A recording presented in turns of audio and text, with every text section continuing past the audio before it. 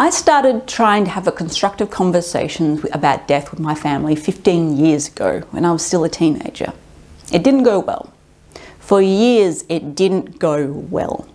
They were yelling, accusations, stonewalling, more yelling. They didn't want to hear about it. And I'm sure many of you can relate to this.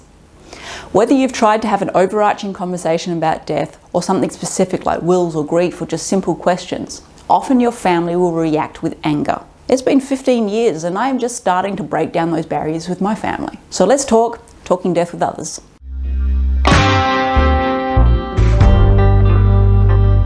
I'm going to preface this video by saying we're going to be talking about adults talking with other adults. Parents, siblings, partners, friends, rather than children, because they need to be handled differently, and we already have a video on that. So if that's the information you're looking for, go check that one out. Now, there are two sides to this conversation. On one hand, you have the person who knows death needs to be spoken about, but is often afraid about how the other person will react, sometimes with aggression and other strong negative feelings. And then there's the person who doesn't want to talk about it, usually because of deep-seated fear, insecurity, or conditioning. Not that they would admit it. If you were both okay with talking about it, you wouldn't be watching this video, right? Now, say your motive is just to get the ball rolling with nothing specific in mind. As a psychotherapist and someone who's been trying to get their family to talk about it for years, here are my three main tips. Humor, short, fun facts, depersonalize it. Humor is your friend when talking about difficult subjects. But I don't mean anything crass. I mean humor that is lighthearted, smart, and relevant. And once you've said it, move on. Don't be waiting around for a reaction. Think of it as planting seeds for future growth. Intertwined with humor are short, fun facts. You may have noticed that a lot of our videos are groups of short facts. Why? Well, firstly, I hope they're interesting and entertaining, but also so you can take them and casually drop them into conversations where applicable.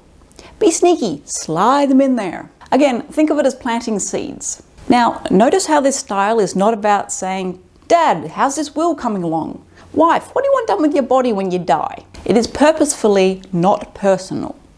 So they have no credible reason to say, oh, you just want me dead. Although, trust me, some people will always find a way to do that.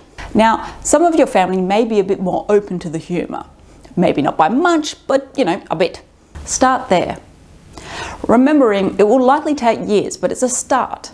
Those long, serious conversations you want to have probably won't take place organically for many years, but you have to start somewhere. But what if the conversation is time sensitive? So we talked about how to have an overarching conversation about death, but what if the need is a bit more immediate? Someone has been diagnosed with a terminal illness, or your parents, partner, yourself are getting on in years. Any palliative care or hospice nurse will tell you this is where you really see what people are made of. If you are the well person, keep in mind that someone who is just being diagnosed may not want to talk about it straight away. It's a lot to process. They may be in shock or denial. They may lash out or they may withdraw. It's a very normal reaction and it has to play out. So don't take it personally. Be there when they are ready. Along this line, your aging or ill family member may choose to talk about their upcoming death with someone else. They may not know if you're comfortable to have this conversation. They may want to talk to someone not directly connected with them.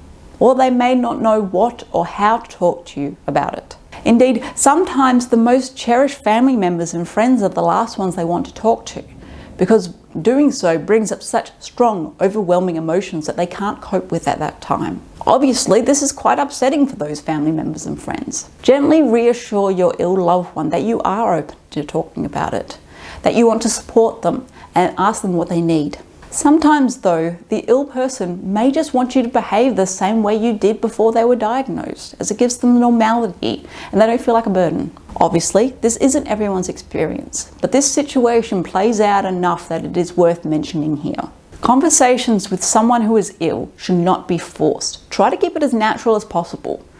The topic may be different, but the person and the relationship you have with them is still the same. If they bring up something that scares you, but it is obviously important for them, don't shut them down. That would make you an ass. Let your loved one discuss their feelings.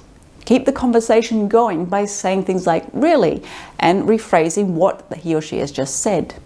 You don't need to have all the answers. You don't need to fix this, but you do need to make sure they feel heard and supported. This can be a difficult concept for a lot of people who are natural problem solvers. All this really applies to your aging parents as well.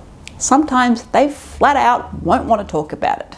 but often they will want to have this conversation and don't know how to bring it up or don't want to upset others by doing so. Again, humor is your friend here. And remember, even if you bring it up one day and they shut it down, chances are they will think about it and try to broach the topic again in a week or so. They were just taken off guard and automatically responded. It happens. These conversations that are time sensitive usually go better when it comes from a place of feeling rather than fact. Telling your elderly parent you really should go write your will probably won't come across very well. But, Dad, I'm concerned about what will happen when you pass. I've heard some horror stories. Do you think we could sit down and have a look at your will? May come across a bit better.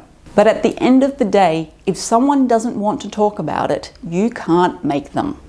You have to accept that that is who they is, regardless of the potential outcome. Many nurses will have stories of these kinds of people. And that is not on you. If you have tried, really tried, you can't have done anything more than that. Please like and subscribe if you found this video helpful. It really helps get the video seen by the YouTube algorithm. We will most likely do another video on how to talk to your partner about death because there are many more legal questions that come into play there. So let us know in the comments if you'd like to see that. Thanks for watching. Now go talk death.